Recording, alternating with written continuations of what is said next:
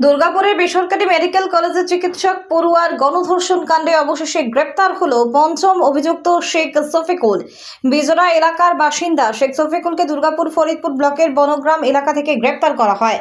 মোবাইলের tower location track করে দুর্গাপুর থানার গোপাল মাঠ সংলগ্ন বনগ্রামে এক আত্মীয়র বাড়ি থেকে এই অভিযুক্তকে গ্রেপ্তার করে পুলিশ শুক্রবার গভীর রাতে শহরের পরাণগঞ্জের জঙ্গলে দ্বিতীয় বর্ষের এক মেডিকেল পড়ুয়াকে নির্মমভাবে গণধর্ষণ করা হয়। শনিবার সকালে উত্তাল হয়ে ওঠে রাজ্য। রাস্তায় নেমে ক্ষোভ উগরে দেন সাধারণ মানুষ থেকে ছাত্র সমাজ। শফিকুল শেখ দুর্গাপুরের একটি বেসরকারি কারখানায় কাজ করে। দুর্গাপুর থেকে নিমাই দাসের রিপোর্ট, বাংলা এমজে নিউজ।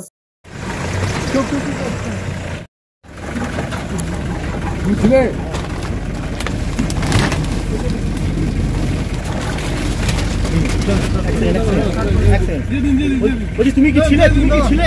ভাই ঘটনাস্থলে ছিলে? ঘটনাস্থলে ছিলে? আরে ফেলছিস কোথায়?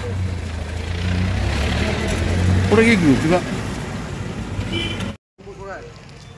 গাড়ি লাগবে না কালি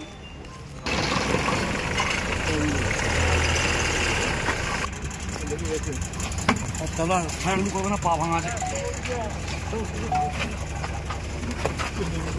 তুমি ছিলে? তুমি ছিলে এই ঘটনায়?